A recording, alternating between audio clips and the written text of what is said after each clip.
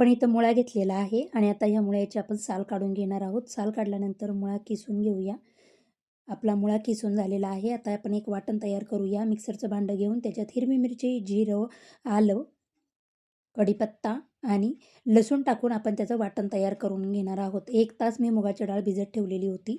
आता कढईमध्ये तेल गरम करून घेऊया. त्यामध्ये मोहरी आणि हिरव्या मिरचीचं वाटण टाकून 1-2 मिनिटं परतून घेणार आहोत. त्यानंतर त्याच्यामध्ये आपण टमॅटो कट करून टाकून भिजवलेली मुगाची डाळ टाकून घेऊया. त्यामध्येच हळद टाकून 1 मिनिट हलवून आपण ह्याच्यामध्ये किसून घेतलेला मुळा टाकून घेणार आहोत आणि सर्व एकजीव करून घेऊया. त्यामध्ये चवीनुसार मीठ टाकून एक 5 ते 10 मिनिटासाठी आपण झाकण ठेवून घेणार आहोत आणि झाकण ठेवून आपण ही वाफेवरच मुळ्याची चटणी शिजवून घेणार आहोत.